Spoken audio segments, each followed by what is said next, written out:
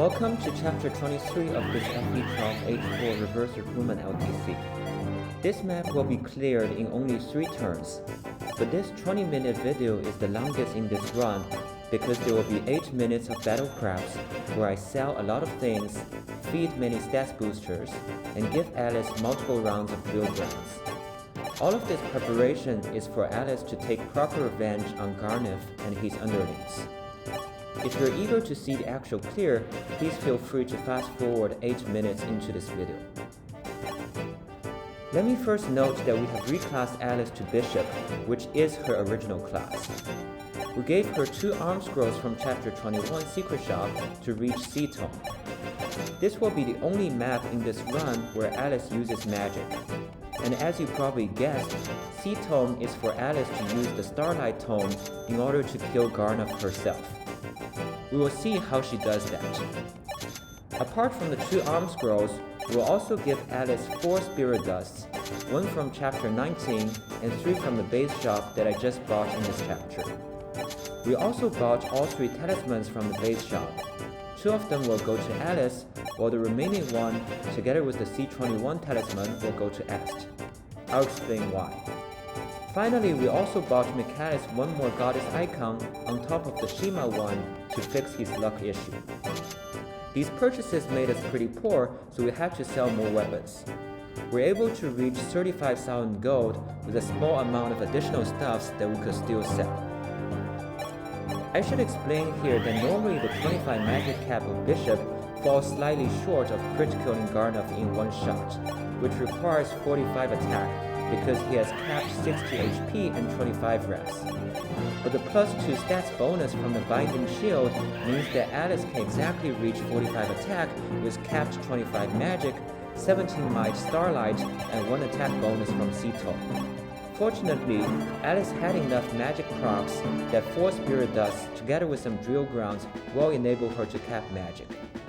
Compared to Sage Elice, the higher defense and resistance caps of Bishop is going to be more important for this clear. Elice now received the free Starlight Tome and used it to do some drill grounds. We have 2 objectives here. One is to get Elice a few more HP, magic, and resistance for her to kill Gharnef and to survive. The other goal is to run down the certain uses of the Starlight Tome to only 2 or 3 uses. 2 use would be ideal, but 3 use would also be fine because Elice will get a chance to hit with Starlight at the beginning of this video. There will be a total of 6 rounds of drill grounds lasting about 3 minutes of video lengths. Elice will win 3 opponents in a row and then another 3 opponents in a row, getting 4 level ups in total. This kind of record is honestly very impressive given that it is H4 arena. To be fair, she did get some crit with her high skill and 10 innate crit on Starlight. Anyways, while we're waiting for Elice to finish her training, let me talk a bit about the 3-turn clear that we're going to pursue. In Vanilla FE12, Chapter 23 was traditionally cleared in 3 turns with 2 staffs or in 2 turns with 3 staffs. Roughly speaking, a strong Sage would move up in the first 2 turns, rescue Mars in turn 3, and be again to kill Gharnef. Under that strategy, the team does not engage too much with the scary enemies near Gharnef, which consist of 2 40 attack Meteor Sorceress, 2 34 attack Swarm Sorceress, and 2 42 attack Flower Sorceress. However, as it turns out, it's possible to clear this map in 3 turns without using any staffs, by facing those scary enemies in turn 2 enemy phase and taking advantage of their movement order to survive. Jumpy23 suggested this possibility of 3-turn staffless clear, and I was able to figure out an execution in my previous run for Vanilla FE12 free recruitment. Here, we're going to pursue a similar 3-turn staffless clear, but with some key differences. Most importantly, for the sake of revenge, we'll let Elice enter Gharnef's range in turn 2 so that she can crit kill him in enemy phase. Bishop Elice with boots have 8 moves, so she can get there. But this plan does expose her to a lot of attacks later in the enemy phase. so it requires a bit more planning to guarantee her survival, as well as the survival of our other units. In this video, I'm going to take some time before turn to enemy phase to explain the enemy AI manipulation.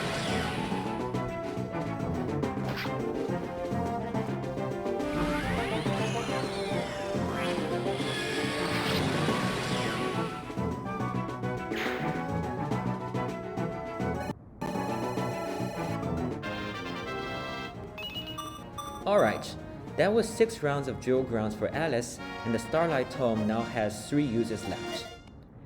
Elice now has 60 HP, 24 magic, and 17 resistance before Rainbow Potion, which will be enough for her. After this, we're going to distribute Rainbow Potions and stats boosters to other units. Chris gets a Rainbow Potion because, as we'll see, he needs 17 resistance to be sure to survive turn to enemy phase. Then Ast takes 2 talismans and also the Rainbow Potion. George also takes the Rainbow Potion plus a second angelic robe from chapter 21, as well as 2 secret books from previous chapters. The robe is essential for his survival in this clear, but the books are not strictly necessary. They simply increase George's crit chance, which is nice in this chapter as well as in the final chapter.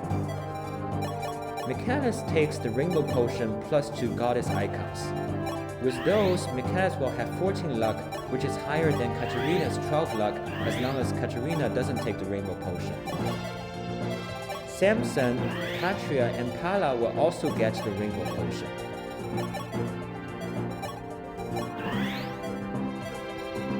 Even Militia gets the Rainbow Potion to heal 1 more HP, even though this will turn out to be not important.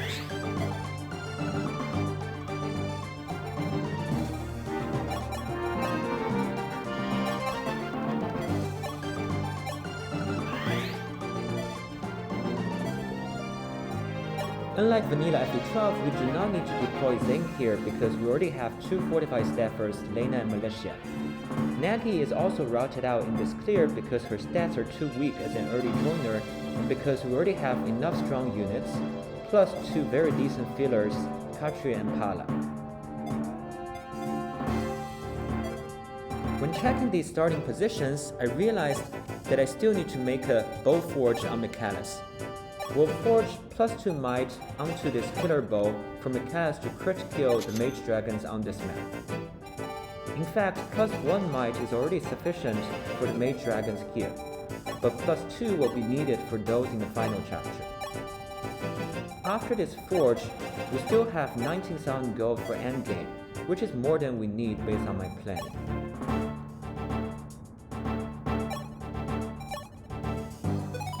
So after 8 minutes of battle crafts, we're finally ready to get into this exciting clear. In turn 1, we'll kill the 2 fire dragons and 1 mage dragon closest to us in clear phase. On the left side, Katarina sets up the fire dragon kill for Katria.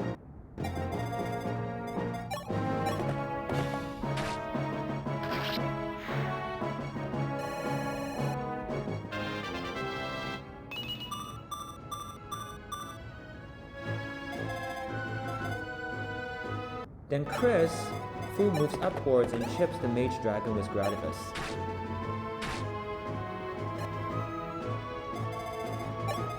Ast follows Chris right behind, but she takes a pure water instead of killing that mage dragon. After pure water, her resistance needs to be higher than Chris in turn 2, which is why we had to give her 2 talismans. Michaelis also moved up and took pure water. At this position, he will be able to crit kill the mage dragon coming from the left side. Then Samson was able to crit kill the wounded mage dragon with our forged hand axe. Turning to the right side, Alice first moves up and trips that fire dragon with Starlight, leaving the tome with 2 uses. This sets up the kill for Pala.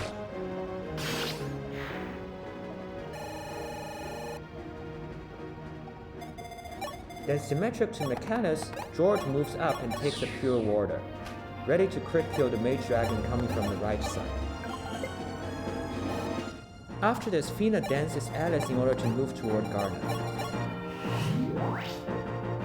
Lena and Militia fortify.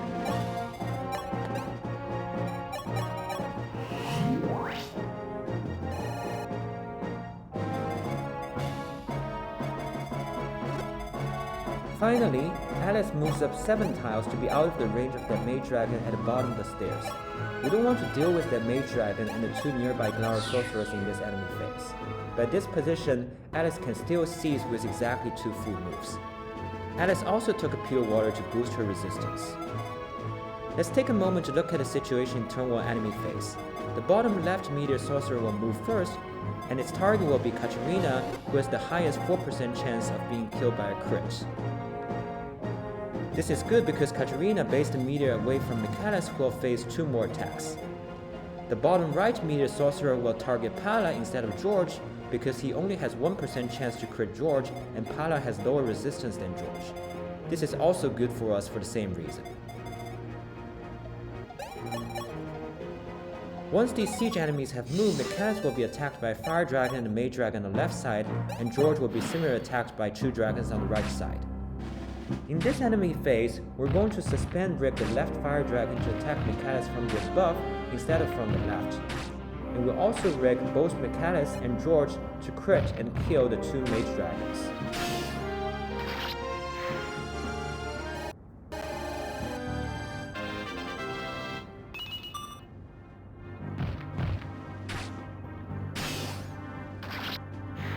Things went as planned and we're good to proceed.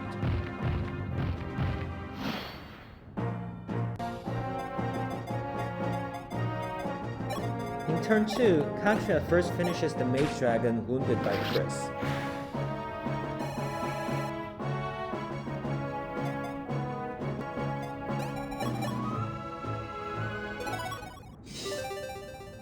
Then Elice full moves upwards to crit kill a Glower Sorcerer using Starlight. Elice is now 8 tiles away from the throne, so she is just in range of Gharnef, and the last use of Starlight will be used to crit kill him. Following Elice, Chris also full moves up and uses Gradivus to crit kill the Mage Dragon at the bottom of the stairs.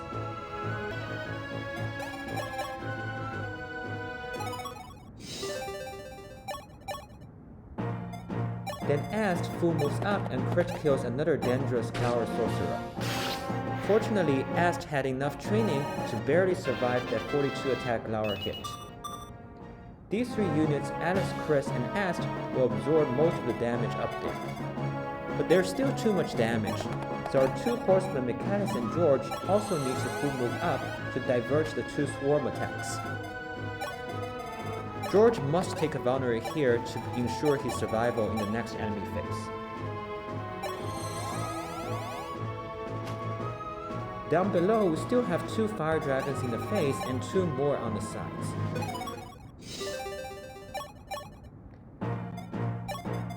Samson kills the nearest Fire Dragon on the right side with Root Clear.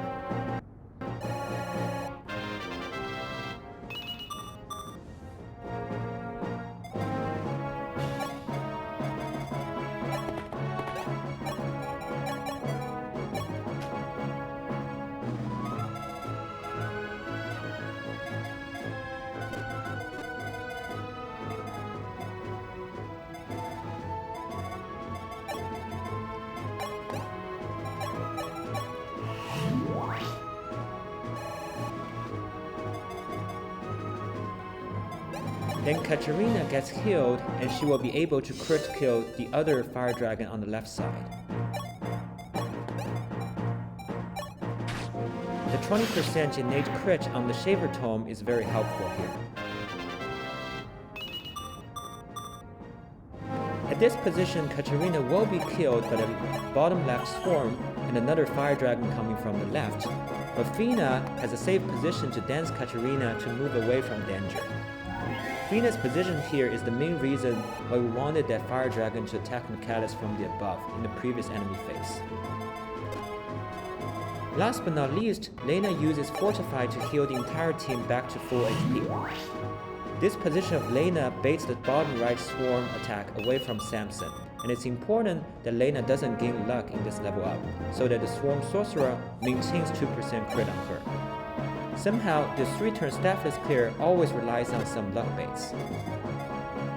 Let's take a minute to go through the enemy movement order in the T turn 2 enemy phase. The top left Meteor Sorcerer moves first, and he will target Chris over Elice and Ast. This is good for survival because Chris has the most HP and defense to sustain the physical enemies. Then the top right meteor sorcerer attacks Elice and deals 15 damage on her 25 res.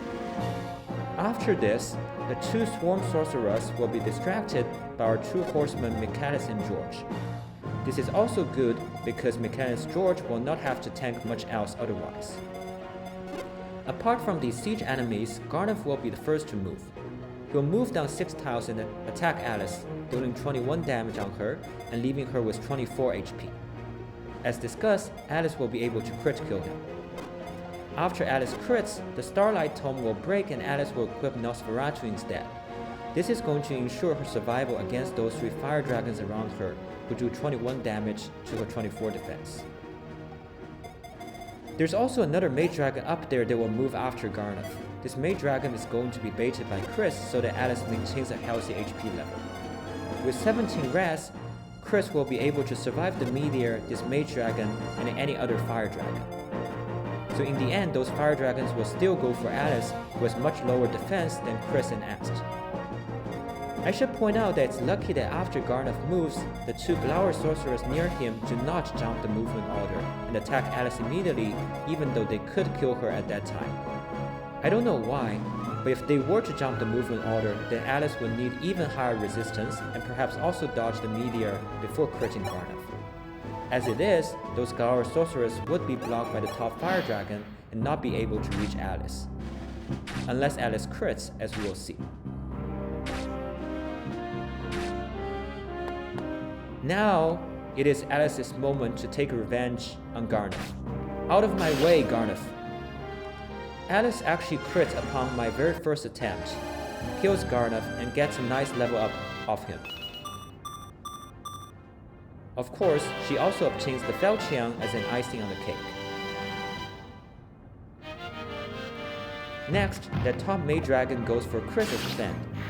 Chris doesn't need either dodge or crit here, but alright, I'll take that.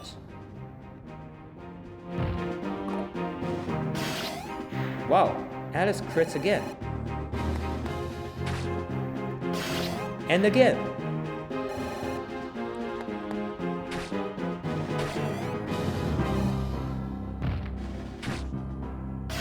And yet again. 4 crits in a single enemy phase. Elice is clearly letting out all her anger.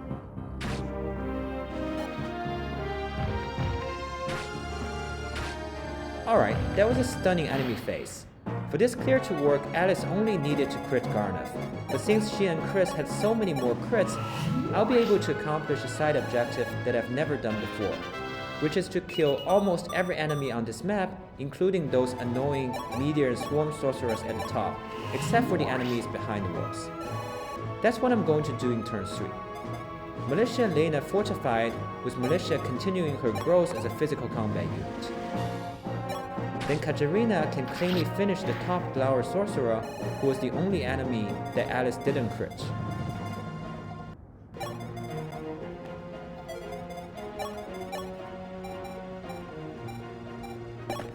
Hala finishes the fire dragon that attacked George instead of Elice.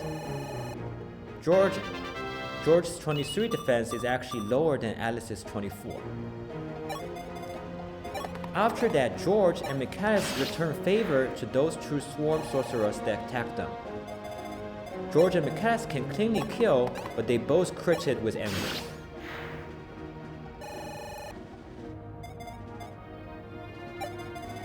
Chris similarly revenges the meteor sorcerer that hit him.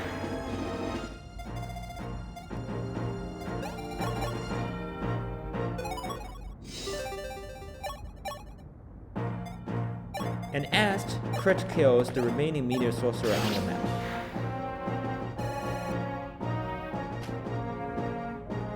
On the bottom side, Samson and Kachua will together be able to kill the 2 remaining fire dragons without much trouble, especially since Fina can still dance one of them.